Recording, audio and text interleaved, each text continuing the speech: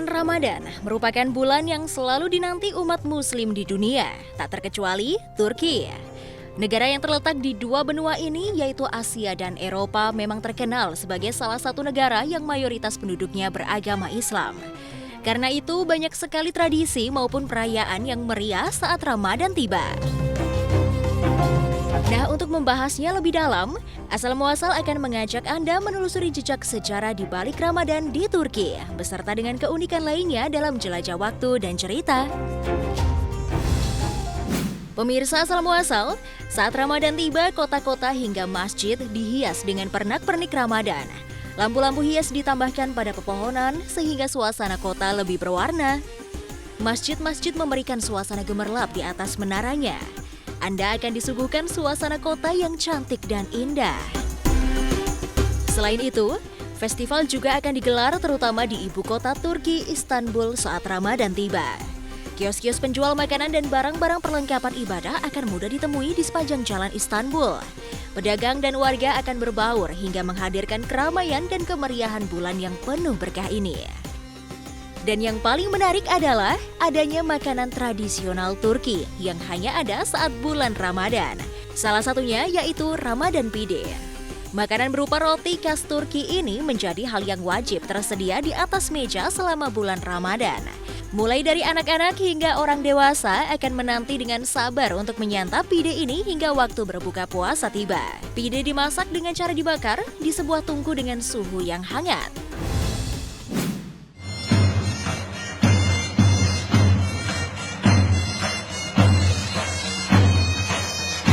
Tahukah Anda pemirsa, ternyata di Turki juga ada tradisi membangunkan sahur layaknya di Indonesia.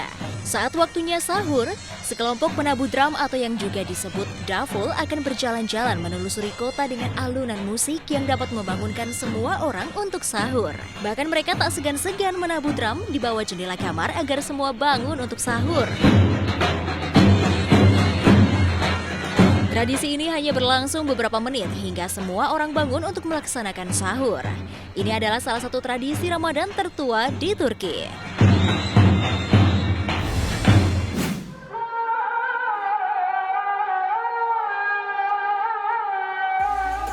Nah, bila biasanya di Indonesia ada istilah ngabuburit, di Turki juga ada tradisi serupa yang dinamakan iftar. Di Turki kebiasaan orang-orangnya adalah mengajak orang lain berbuka. Sifat dermawan dan suka bersedekah ini sangat populer di Turki. Sehingga berbuka puasa di Turki berarti berlomba-lomba memberi makanan untuk orang yang berpuasa. Jadi jangan kaget, kalau semisal berkunjung ke Turki di bulan Ramadan, maka Anda akan merasakan kebanjiran undangan buka puasa. Bahkan pemerintah juga akan sering mengadakan undangan iftar kepada masyarakat. Dan uniknya lagi, Turki memiliki 3 tahapan makanan pembuka. Setelah disuguhi makanan jenis berat seperti korba, kebab, nasi, aneka olahan roti, salata, dan minuman pendukung sejenis airan jus dan air mineral, selanjutnya Anda akan dimanjakan oleh kue-kue manis seperti baklava, künefe, kadayif, ice cream, atau jenis kue-kue kering yang berpasangan dengan teh. Budaya meminum teh atau ngecai memang tak pernah bisa jauh dari orang-orang Turki. Dan pada tahapan terakhir, buah-buahan segar akan disuguhkan sebagai pencuci mulut. Tradisi yang unik sekaligus sangat religius adalah mukabele, yang berarti pertemuan untuk bertadarus Al-Quran. Jika di Indonesia, tadarus hanya dilakukan oleh kelompok laki-laki atau ibu-ibu di masjid pada malam hari ataupun subuh, lain halnya dengan di Turki. Mukabele dilakukan oleh sekelompok ibu-ibu di rumah pada pagi sampai siang hari. Namun kelompok laki-laki juga akan melakukannya pada malam hari di masjid. Bagi seluruh umat muslim di dunia, menantikan malam Lailatul Qadar tentu menjadi hal yang sangat dicari saat bulan Ramadan. Sebab malam Lailatul Qadar dikatakan lebih baik dari 1000 malam. Menariknya, meski tidak ada yang tahu pasti kapan datangnya malam Lailatul Qadar di Turki, malam Lailatul Qadar justru sudah ditentukan jatuh pada malam tertentu. Hal itu dilakukan dengan menggunakan cara perhitungan tersendiri, sehingga penyambutan khusus dilakukan dengan mendirikan Qiyamul Lail pada malam tersebut dan diisi dengan sholat tasbih, kajian, tadarus Al-Quran hingga zikir sampai pagi hari. Berbeda dengan Indonesia, khususnya Aceh yang menerapkan syariat Islam dengan melarang penjualan makanan bebas pada siang hari di bulan Ramadan. Di Turki sendiri, tidak ada pengecualian untuk bulan Ramadan. Kafe-kafe dan restoran-restoran makanan tetap beroperasi seperti biasa. Dan para pelanggan yang tidak berpuasa bebas untuk bisa makan siang. Mereka tetap buka, dikarenakan mereka masih menjaga hubungan baik dengan kalangan-kalangan non-muslim yang melakukan aktivitas sehari-hari. Di malam hari, warung-warung tersebut bahkan akan semakin ramai oleh pembeli. Meski tradisi Ramadan di Turki ini rutin dilakukan, namun semenjak wabah pandemi virus corona menyebar, sebagian tradisi ini tidak dapat dilaksanakan. Sama halnya dengan Ramadan tahun 2020 lalu. Tahun ini, segala kegiatan iftar dan sahur berkelompok akan dilarang di seluruh negara Turki selama Ramadan. Selama Ramadan terakhir, 1,8 miliar muslim berjuang untuk menjalankan tradisi agama di tengah masjid yang ditutup, jam malam akibat COVID-19, serta larangan sholat massal. Turki memutuskan restoran dan kafe tidak diizinkan untuk menawarkan layanan makan di dalam ruangan. Usaha makanan juga hanya dibolehkan untuk mengirim dan mengantarkan produk mereka. Penguncian penuh pada akhir pekan akan diberlakukan selama Ramadan di kota-kota dengan resiko COVID-19 tertinggi. Jam malam yang diterapkan antara pukul 9 malam dan 5 pagi di seluruh negeri juga akan tetap berlanjut. Pemirsa asal muasal, jejak sejarah agama Islam di Turki memang begitu kental. Bahkan keterlibatan bangsa Turki membangun peradaban Islam sudah ada sejak masa Rasulullah SAW.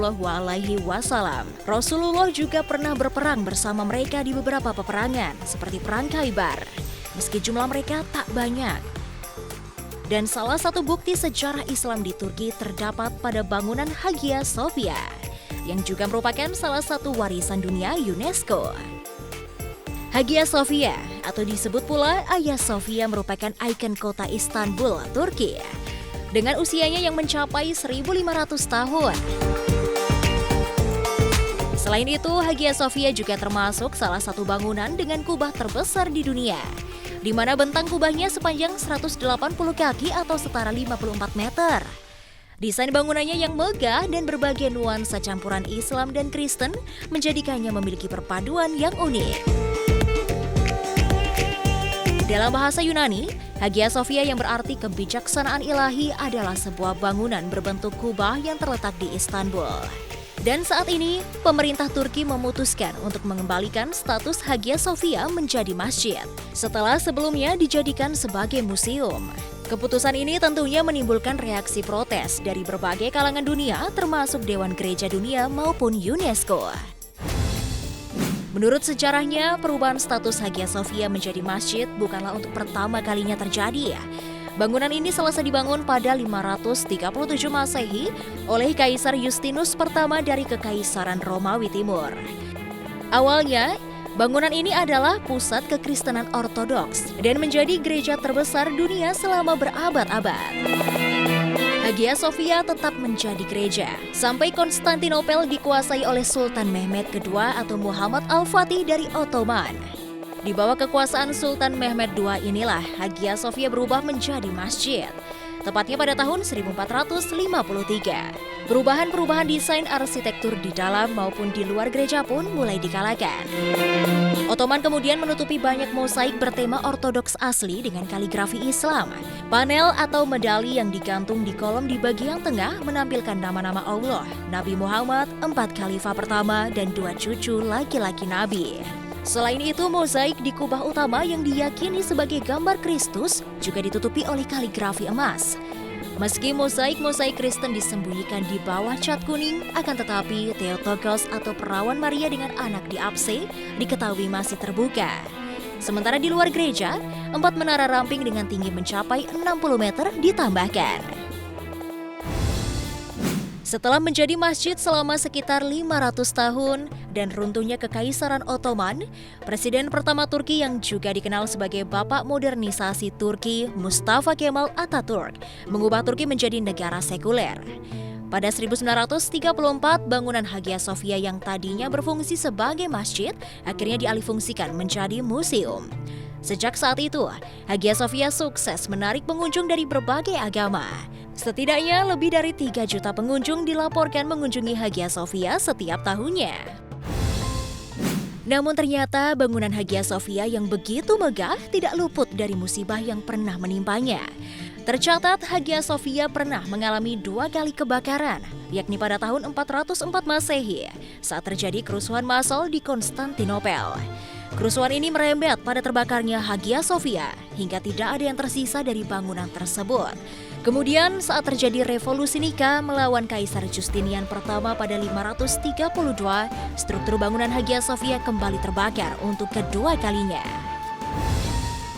Didesain oleh arsitek Anthemios of Tralles dan Isidoros of Miletos, kubah Hagia Sophia pada awalnya memiliki tinggi mencapai 161 meter dan diameter 40 meter.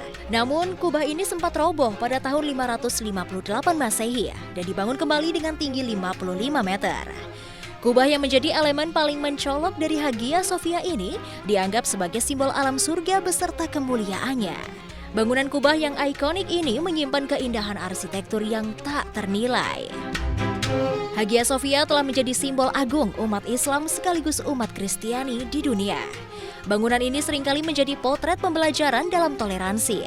Pasalnya, di dalam Hagia Sophia terdapat simbol agama Kristen dan Islam yang berbagi dinding yang sama, yaitu tulisan Allah dan Nabi Muhammad Shallallahu Alaihi Wasallam dengan lukisan Bunda Maria dan Yesus yang ada di sebelahnya. Terlepas dari sejarah yang berliku, Hagia Sophia memiliki keunikan sendiri terkait dengan mitos kekuatan ilahi yang dipercaya oleh para pengunjung. Ialah pilar menangis, pilar berkeringat, atau pilar harapan. Salah satu dari 107 pilar yang dipercaya memiliki kekuatan untuk menyembuhkan atau mengabulkan permintaan. Terletak di bagian barat laut bangunan, pilar itu memiliki sebuah lubang yang ditutupi oleh perunggu. Bagi sebagian pengunjung yang percaya, mereka bisa melakukan ritual dengan cara memasukkan ibu jari ke lubang tersebut dan mencoba memutarnya secara sempurna. Jika jari menjadi basah, itu berarti keinginan akan terpenuhi atau penyakit mereka akan sembuh. Legenda paling populer mengatakan bahwa pilar tersebut telah memancarkan semacam cairan penyembuhan sejak Santo Gregorius muncul di dekatnya pada tahun 1200. Nah pemirsa, itulah serangkaian informasi mengenai Ramadan di Turki beserta dengan keunikan Hagia Sophia yang menjadi ikon negeri asal kebab tersebut. Semoga bermanfaat ya pemirsa. Pemirsa, tahukah Anda kalau ada tradisi Ramadan unik di Jakarta, di mana akan melakukan mandi bersama di Kali Ciliwung? Informasi selengkapnya sesaat lagi ya pemirsa.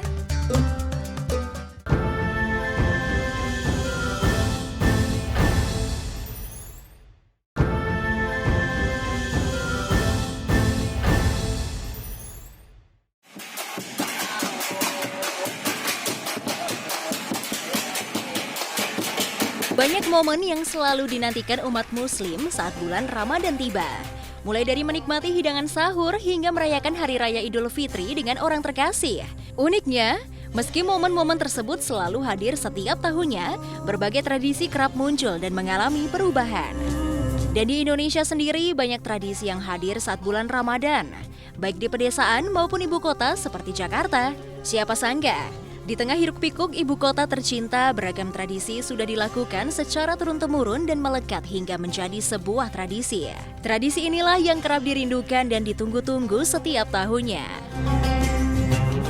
Beberapa tradisi mungkin sudah tak asing lagi untuk Anda, namun ternyata masih banyak pula tradisi unik yang mungkin belum Anda ketahui. Lantas, bagaimanakah tradisi Ramadan di Jakarta? Untuk menelusurinya lebih lanjut, asal muasal akan mengajak Anda menelusuri jejak sejarah di balik tradisi Ramadan di Jakarta dalam jelajah waktu dan cerita. Beragam tradisi kerap dilakukan untuk menyambut Ramadan, seperti Festival Dugderan di Semarang ataupun Bali Mau di Sumatera Barat. Dan masyarakat Betawi juga memiliki tradisi unik dalam menyambut Ramadan. Ya, nyorok merupakan tradisi turun-temurun di mana keluarga yang paling muda mendatangi keluarga yang lebih tua ataupun tokoh yang dituakan.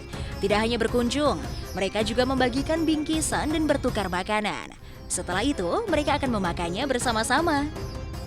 Bingkisan yang dibagikan biasanya berupa beragam kue ataupun bahan makanan mentah seperti gula, susu, kopi, sirup, hingga daging kerbau. Terkadang bingkisan juga berisi makanan khas Betawi yang dimasukkan ke dalam rantang seperti sayur gabus pucung.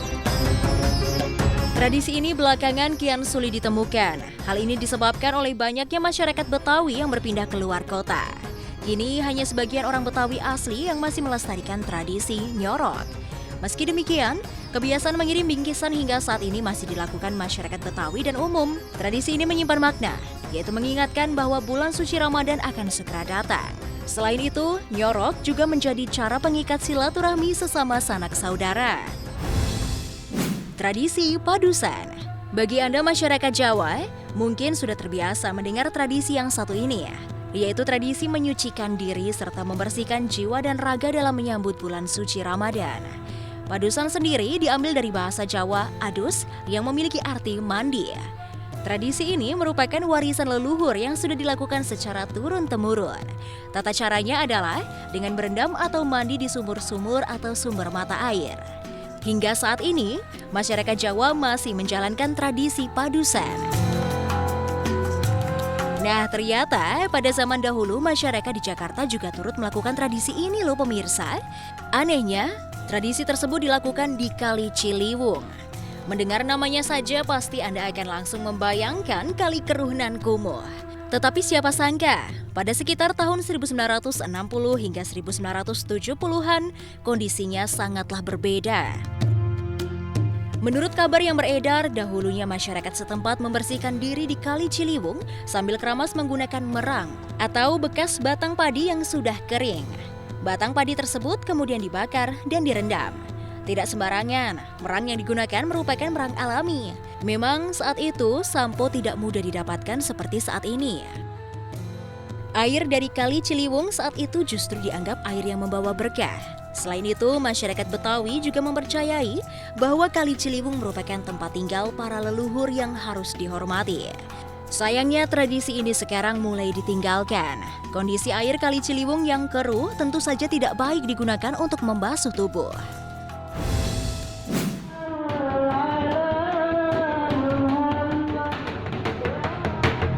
Memukul beduk. Memukul beduk mungkin menjadi salah satu ciri khas bulan Ramadan. Bahkan tak lengkap rasanya jika tidak ada suara meriah dari ketukan beduk. Namun, tradisi ini sudah mulai sulit ditemukan. Padahal, dulu beduk biasanya digunakan masyarakat Jakarta untuk membangunkan umat muslim saat jam sahur. Tidak hanya itu, masyarakat setempat juga sering menggunakan beduk saat pawai menyambut Ramadan. Beleguran. Saat ini mungkin kebanyakan anak-anak maupun remaja akan menghabiskan waktu menunggu berbuka puasa dengan bermain gadget. Namun tidak dengan zaman dulu. Sekitar tahun 1970-an, kebanyakan warga Jakarta lebih memilih untuk menghabiskan waktu bersama dengan warga kampung yang lain. Dan aktivitas yang paling sering dilakukan adalah bermain beleguran. Beleguran sendiri merupakan permainan yang menggunakan bambu besar berkarbit untuk mendapatkan suara dentuman mirip meriam. Namun, tentu saja peluru tidak digunakan dalam permainan ini. Menjelang waktu berbuka, biasanya para remaja akan pergi ke kebun untuk mencari bambu dengan rongga yang besar. Bambu tersebut kemudian dimasukkan karbit lalu disundut dengan api. Oleh karena itu, beleguran juga kerap disebut sebagai meriam sundut. Walaupun berbentuk seperti meriam dan menghasilkan suara yang keras, mainan ini tidaklah berbahaya. Meski demikian, Anda tetap harus berhati-hati saat bermain beleguran. Suasana semakin ramai ketika para remaja dan warga lainnya berkumpul sambil menikmati keceriaan dan membunyikan beleguran bersama. Sayangnya, tradisi ini sekarang sudah semakin ditinggalkan dan bahkan nyaris hilang. Bukan tanpa sebab, saat ini lahan terbuka di Jakarta sudah berkurang dan banyak remaja lebih memilih permainan online. Motong kebo andilan. Tidak kalah unik, memotong kerbau ternyata dulu juga menjadi tradisi yang tidak terlewatkan saat bulan Ramadan tiba. Uniknya, kerbau yang dipotong merupakan hasil jeripaya bersama alias patungan.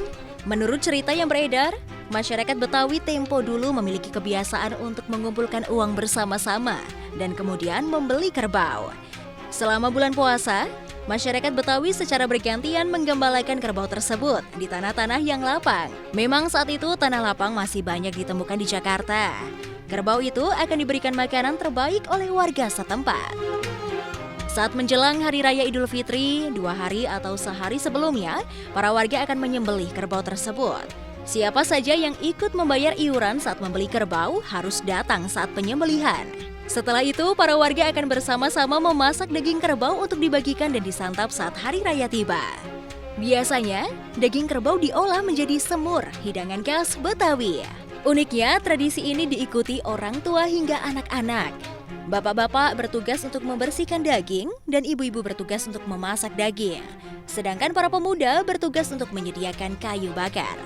Sayangnya, tradisi yang kental akan unsur kekeluargaan ini perlahan-lahan mulai ditinggalkan. Masyarakat yang lebih individualis serta tidak ketersediaan lahan menjadi penyebabnya. Libur selama bulan Ramadan. Tak kalah unik, tradisi yang satu ini mungkin pernah Anda alami, yaitu libur selama bulan Ramadan. Berbeda dengan zaman sekarang, dulunya masyarakat Betawi memilih untuk tidak bekerja saat bulan Ramadan tiba. Saat itu, para masyarakat Betawi sudah mempersiapkan bahwa mereka hanya bekerja selama 11 bulan dalam setahun. Tidak hanya libur bekerja, para pelajar pun juga libur selama sebulan penuh saat Ramadan. Namun peraturan tersebut dirasakan oleh seluruh pelajar Indonesia. Sebab pada masa kepemimpinannya, Presiden Abdurrahman Wahid menetapkan peraturan untuk para pelajar libur selama sebulan penuh saat Ramadan. Tradisi antrean. Selain mudik dan silaturahmi, Hari Raya Idul Fitri di Indonesia juga biasa dirayakan dengan saling berbagi bingkisan. Sekarang, tradisi ini biasa disebut dengan bertukar hampers. Namun, dahulu tradisi ini disebut dengan antrean. Pada tahun 1970-an, masyarakat Jakarta rutin mengantarkan makanan ke rumah tetangga dan kerabat dekat. Bisa dibilang, tradisi yang satu ini masih dilestarikan hingga saat ini. Itulah sederet tradisi Ramadan di Jakarta yang sudah dilakukan secara turun-temurun. Meski sebagian sudah hampir termakan zaman, sudah sepatutnya kita melestarikan budaya dan warisan dari nenek moyang. Sesaat lagi akan ada beragam hidangan takjil nikmat yang cocok untuk berbuka puasa.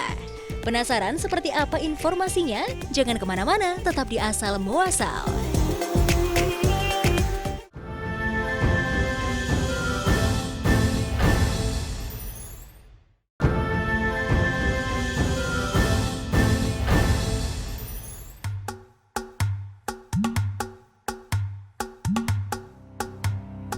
Di bulan suci Ramadan ini pastinya Anda sudah tidak asing lagi dengan takjil. Ya, takjil menjadi hal yang selalu ada selama bulan Ramadan. Masyarakat Indonesia sendiri biasanya mengidentikan takjil dengan menu ringan untuk membatalkan puasa. Namun faktanya, takjil bukanlah bermakna makanan untuk berbuka puasa loh pemirsa. Lantas apa makna di balik takjil?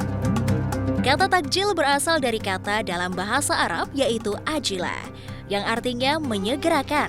Jadi makna takjil sebenarnya adalah menyegerakan berbuka. Meski begitu, definisi takjil sebagai makanan berbuka sudah terlanjur melekat pada masyarakat Indonesia. Akan tetapi tahukah Anda, terdapat berbagai macam takjil yang ada di Indonesia. Lantas apa sajakah itu? Untuk membahasnya lebih lanjut, Asal Muasal akan merangkumnya untuk Anda dalam jelajah waktu dan cerita. Pemirsa Asal Muasal, menu takjil yang biasanya selalu ada adalah kolak pisang. Rasanya takjil yang satu ini memang hampir selalu menghiasi meja makan saat waktu berbuka puasa tiba. Umumnya kolak pisang dibuat dari santan dan gula merah, lalu dimasak dengan potongan pisang. Serta ditambah juga dengan daun pandan untuk membuat aromanya semakin wangi dan menggugah selera. Kolak pisang yang berbahan utama pisang ini memang dikenal manis dan kuah santannya yang gurih. Keunggulan kolak ini bisa disajikan dengan keadaan panas maupun dingin. Dan saat ini, isian kolak pisang semakin beragam loh pemirsa, seperti dipadukan dengan singkong, kolang-kaling, bahkan ada juga yang menambahkan kurma di dalamnya. Nah, berikut ini merupakan takjil favorit warga Aceh, yaitu lemang. Sekilas, makanan ini mirip dengan lontong. Hanya saja isinya terbuat dari beras ketan yang dicampurkan dengan santan dan garam. Biasanya lemang dibungkus dengan daun pisang muda dan dimasukkan ke dalam batang bambu bersih. Selanjutnya, lemang akan dibakar hingga isinya lunak dan siap disajikan. Sementara untuk cara menikmati lemang juga cukup bervariasi. Bisa ditambahkan dengan gula merah yang sudah dilelehkan, selai atau buah-buahan. Bandung juga memiliki takjil khasnya, yaitu colenak. Dari namanya saja sudah terdengar unik, bukan pemirsa? Lalu apakah Anda tahu arti dari colenak? Sebenarnya penamaan dari takjil satu ini merupakan istilah dari kata dalam bahasa Sunda, yaitu dicocol enak, yang kemudian disingkat menjadi colenak. Makanan khas Tanah Parahyangan ini terbuat dari tape singkong yang dibakar. Biasanya colenak dihidangkan dengan saus yang terbuat dari lelehan gula merah yang dicampur kelapa. Dalam teknik memasaknya, kandungan gula dalam tape membuatnya mudah gosong. Meski demikian, bagi sebagian orang hal inilah yang merupakan yang terenak. Dan seiring berjalannya waktu, terdapat banyak varian colenak yang dikembangkan oleh para pedagang. Takjil selanjutnya yaitu minuman segar khas dari Jawa Barat, yaitu es goyobot. Minuman yang serupa es campur ini juga menjadi takjil khas di Bandung. Banyak sekali pedagang yang menjajakan es yang paling dicari untuk hidangan berbuka puasa ini. Es goyobot sangat cocok untuk hidangan berbuka puasa, dikarenakan es ini memiliki rasa segar dan manis yang pas. Es goyobot ini berbahan dasar dari santan kelapa. Santan kemudian dipadukan dengan es serut dan gula cair sebagai pemberi rasa manisnya. Lalu sebagai tambahan isi, es ini biasa dicampur dengan saripati kacang hijau yang sebelumnya dibekukan. Seporsi es goyobot yang disajikan dalam mangkuk biasanya berisikan alpukat, kolang-kaling, dan tape singkong. Wah, terlihat sangat menyegarkan ya pemirsa. Kehadiran bulan suci Ramadan ini secara tidak langsung juga diiringi dengan hadirnya buah timun suri. Buah yang hanya muncul di bulan Ramadan ini sangat diminati warga untuk dihidangkan sebagai bahan untuk minuman berbuka puasa, yaitu es timun suri. Dengan rasa yang sangat menyegarkan, tentu sangat pas untuk menghilangkan rasa haus setelah seharian berpuasa. Mungkin Anda pernah berpikir, kenapa timun suri sangat berlimpah di bulan Ramadan dan sedikit demi sedikit hilang di bulan lain? Sebenarnya timun suri sama dengan buah semangka, melon atau mentimun yang merupakan tanaman semusim. Artinya bisa ditanam kapan saja, tidak tergantung musim. Bahkan di daerah pesisir barat Pulau Jawa, timun suri tetap dibudidayakan meski bukan pada bulan Ramadan. Tak hanya di Indonesia, rupanya negara-negara lain juga mempunyai berbagai takjil atau menu khas untuk disantap ketika berbuka. Dan berikut ini adalah beberapa menu khas berbuka puasa di berbagai negara yang berhasil dirangkum untuk Anda. Menu pertama adalah samosa, yang merupakan cemilan khas India. Bagi umat muslim India rasanya belum lengkap bila tidak berbuka dengan samosa. Sekilas cemilan ini mirip dengan pastel yang ada di Indonesia. Namun bentuk samosa lebih ke segitiga. Samosa berisikan kentang pedas, bawang bombay cincang, kacang-kacangan, dan daging cincang. Samosa juga menjadi salah satu daya tarik wisata di sana loh pemirsa. Dihidangkan dengan saus cutni merah dan putih, serta dilengkapi juga dengan salad bawang. Makanan ini memiliki kulit yang garing dan tipis, namun memiliki isian daging kambing dengan bumbu kari yang kuat. Sama halnya dengan pastel, samosa juga biasa dimasak dengan cara digoreng. Katayev, makanan khas Timur Tengah ini selalu disajikan saat berbuka puasa. Makanan sejenis pangsit ini dibuat dari adonan terigu dengan aroma kayu manis dan diisi dengan kacang kenari serta gula. Katayev kurang lengkap jika disantap tanpa sirup madu. Makanan tradisional ini banyak dijual oleh pedagang kaki lima di sana. Teksturnya yang lembut dan rasanya yang manis, diselingi kerenyahan butiran kacang saat dikunyah, membuatnya begitu nikmat. Selanjutnya bergeser ke negara yang juga kental dengan nuansa Islamnya, yaitu Turki. Negara yang terletak di antara benua Eropa dan Asia ini memiliki penduduk muslim yang melimpah. Bahkan jumlahnya hampir mencapai 98% dari total penduduknya. Sama halnya dengan negara-negara lain, Turki juga memiliki makanan khas untuk berbuka puasa. Salah satu takjil yang terkenal adalah gulak, sebuah dessert dingin yang bentuknya mirip seperti puding dengan tekstur lembut. Makanan ini terbuat dari campuran tepung maizena, tepung terigu, dan air sari mawar. Sebagai tambahan, masyarakat di sana suka menambahkan potongan buah delima yang ditaburi pada bagian atas gulak seperti layaknya topping pizza. Nah, itulah serangkaian informasi mengenai takjil unik di Indonesia dan beberapa negara lainnya. Bagaimana pemirsa? Apakah Anda tertarik untuk mencoba salah satunya? Tahukah Anda, kalau peci tidak hanya digunakan umat muslim loh pemirsa, bahkan kelompok rahasia Turki menjadikan peci sebagai identitas kelompoknya. Informasi selengkapnya sesaat lagi.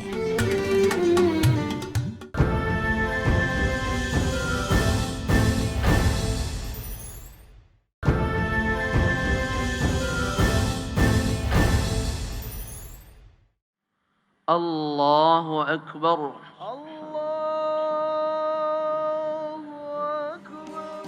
Sholat merupakan salah satu dari rukun Islam yang wajib untuk dilakukan oleh umat muslim. Bahkan keutamaan menunaikan ibadah sholat dikatakan sebagai pondasi agama. Dalam menjalankan sholat, tentu saja dibutuhkan syarat agar sah dan diterima oleh Sang Khalik. Salah satunya adalah penggunaan mukena pada wanita untuk menutupi aurat. Pemirsa asal muasal, mukena merupakan pakaian yang senantiasa dipakai oleh perempuan muslim Indonesia di waktu sholat. Selain sebagai salah satu syarat untuk menunaikan ibadah sholat, mukena juga menjadi salah satu jenis hantaran pernikahan yang biasanya dilakukan oleh mempelai pria kepada mempelai wanita. Di Indonesia sendiri, terdapat mukena yang dibanderol dengan harga yang cukup fantastis loh pemirsa, seperti mukena yang dibuat oleh penyanyi asal Sukabumi Syahrini, yang dibanderol dengan harga mencapai 5 juta rupiah. Mukena ini menjadi mahal karena terbuat dari bahan berkualitas tinggi, serta memiliki brand tag yang terbuat dari emas 24 karat. Tidak hanya sampai di situ saja pemirsa, terdapat pula bros yang bertabur kristal Swarovski. Mukena yang Syahrini buat juga diklaim handmade alias dibuat dengan tangan. Selain Syahrini, rupanya ada juga mukena yang dijual dengan harga 4,5 juta rupiah. Mukena ini dibuat oleh Dian Sastro Wardoyo dengan merek Villadira. Mukena ini nampak seperti gaun pengantin dengan bahan tules sutra premium dan aksen rendra, bordir, serta payet membuat harga mukena ini dibanderol dengan harga yang tinggi. Namun, tahukah Anda bagaimana mukena bisa menjadi pakaian sholat wanita muslim di Indonesia? Untuk itu, asal muasal akan mengajak Anda menelusuri jejak sejarah di balik mukena beserta dengan perlengkapan sholat lainnya dalam jelajah waktu dan cerita. Pemirsa asal muasal, pada kenyataannya mukena hanya dikenakan oleh wanita muslim di Indonesia dan kawasan Asia Tenggara lainnya. Sementara di negara lain, mereka biasanya menggunakan baju yang rapi, panjang, dan tidak berbentuk seperti jubah atau gamis panjang, dengan hanya menampakkan wajah dan telapak tangan saja yang disebut burka atau abaya. Konon, mukena merupakan hasil adaptasi yang dilakukan oleh para wali pada zaman dahulu. Pada saat itu, cara berbusana perempuan Indonesia adalah mengenakan kemben yang memperlihatkan dada bagian atas hingga kepala. Untuk menyesuaikan dengan cara berbusana Islam, maka dibuatlah mukena yang sederhana, namun tetap bisa menutupi seluruh anggota tubuh kecuali wajah dan telapak tangan. Tersebar hampir di seluruh Indonesia, nyatanya mukena memiliki beberapa istilahnya masing-masing di setiap daerah. Di Jawa, mukena biasa disebut dengan rukuh, sedangkan Minangkabau menyebutnya dengan tilakuang, dan beberapa orang Melayu menyebutnya telekung. Selain mukena, terdapat juga beberapa perlengkapan sholat lainnya yang akan kami rangkum untuk Anda. Peci atau kopiah. Pasti Anda sudah tidak asing lagi dengan benda yang satu ini. Barang yang seringkali digunakan oleh kaum Adam untuk menutupi kepalanya ini dipercaya sebagai simbol memuliakan kepala bagi orang yang memakainya. Songkok atau yang kerap disebut dengan kopiah atau peci merupakan barang yang populer bagi masyarakat Melayu di Malaysia, Singapura, Indonesia, dan selatan Thailand. Namun tahukah Anda, di daerah Padurenan Kudus, Jawa Timur, terdapat peci yang terbuat dari karung goni. Lewat tangan Marwoto lah, kerajinan kopiah berbahan dasar karung goni ini memiliki banyak peminat yang tidak hanya di dalam negeri saja, tapi hingga mancanegara. Marwoto mematok harga Rp30.000 hingga Rp35.000 untuk satu pecinya. Di Indonesia sendiri, peci pertama kali diperkenalkan oleh Sunan Kalijaga, yang merupakan salah satu dari 9 wali Allah. Pada mulanya, Sunan Kalijaga membuat mahkota atau kuluk yang diperuntukkan khusus untuk Sultan Fatah. Kuluk yang dibuat Sunan Kalijaga untuk Sultan Fatah saat itu mirip dengan songkok atau peci. Hanya saja ukurannya jauh lebih besar dibandingkan peci yang kita kenal saat ini. Di catatan lain, ada pula yang berpendapat bahwa Laksamana Chengholah yang membawa peci ke Indonesia. Sebenarnya, peci merupakan sunnah yang diajarkan Nabi Muhammad SAW kepada umatnya. Sebab peci menjadi alat yang membantu untuk menyempurnakan salat agar dahi saat bersujud tidak terhalang rambut. Bisa dikatakan, peci merupakan anjuran dalam ajaran Islam. Meski penggunaan peci disebut sebagai anjuran dalam ajaran Islam, namun banyak pemimpin non-muslim di Indonesia yang dipotret menggunakan peci. Melalui Soekarno-lah, peci menjadi identitas bangsa yang tidak semata-mata identik dengan mereka yang beragama Islam. Lebih dari itu, kini peci telah bertransformasi menjadi busana formal. Pada tahun 1921 di Surabaya, saat Soekarno mengikuti rapat Jong Java menjadi titik balik dari penggunaan peci. Dalam buku Bung Karno Penyambung Lidah Rakyat Indonesia yang ditulis oleh Cindy Adams, Soekarno berkata, "Kita memerlukan sebuah simbol dari kepribadian Indonesia." Sebagai tokoh nasionalis, Soekarno berhasil menyebarkan citra peci sebagai identitas bangsa. Kopiah dan peci tidak selalu berwarna putih atau hitam polos. Peci sendiri memiliki berbagai macam warna serta motif yang berbeda-beda. Beberapa umat muslim diantaranya juga ada yang menutupi kopiah dengan menggunakan sorban. Jika di Indonesia, peci atau kopiah identik dengan warna hitam, maka berbeda dengan peci yang berasal dari negara Turki. Peci yang biasa disebut sebagai fezi ini memiliki warna merah dengan bentuk silinder tinggi. Topi fez tidak hanya dipakai oleh umat muslim saja, tetapi juga penganut agama lain hingga cabang kelompok rahasia Freemason. Karakul atau karakul adalah peci yang terbuat dari bulu domba karakul atau bulu lembu Phoetus. Jika dilihat sekilas, peci satu ini memang terlihat mirip dengan kopiah yang ada di Indonesia. Pada awalnya, karakul merupakan bagian dari pakaian adat orang asli Kabul. Namun seiring berjalannya waktu, karakul juga digunakan oleh pria Asia Tengah dan Selatan. Bahkan mantan Raja Afghanistan, Hamid Karzai, juga kerap kali terlihat mengenakan peci karakul. Satu lagi, peci yang terbilang cukup unik adalah kalpak, atau yang biasa juga disebut dengan akalpak. Topi yang biasanya terbuat dari 4 panel putih dengan pola tradisional yang dijahit menjadi hiasan ini biasa dikenakan oleh laki-laki muslim di pedesaan Kirgistan.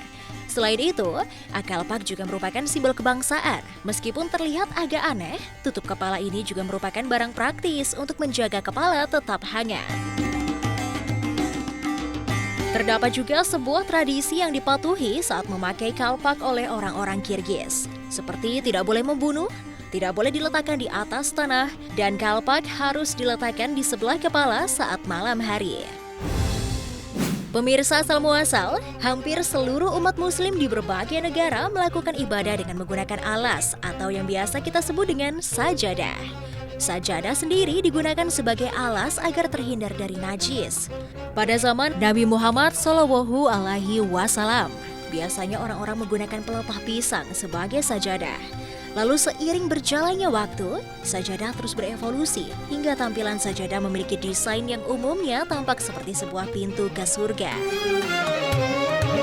Namun pemirsa, ada satu benda unik milik pahlawan nasional Tuanku Imam Bonjol, yakni sajadah yang berasal dari batu. Jika kalian berkunjung ke komplek pemakaman Tuanku Imam Bonjol, maka Anda akan menemukan sebuah batu yang digunakan sebagai sajadah untuk beliau melakukan sholat. Sajadah yang tidak kalah unik lainnya adalah sajadah sandaran. Sajadah yang cukup multifungsi ini selain bisa digunakan untuk sholat, dapat juga dipakai untuk sandaran. Dibuat dengan berbahan dasar spons dan beludru, membuat sajadah sangat nyaman digunakan dari berbagai kalangan. Jika biasanya sajadah terbuat dari bahan karpet, maka berbeda dengan sajadah satu ini. Sajadah yang terbuat dari batik tulis ini memiliki motif yang sangat beragam.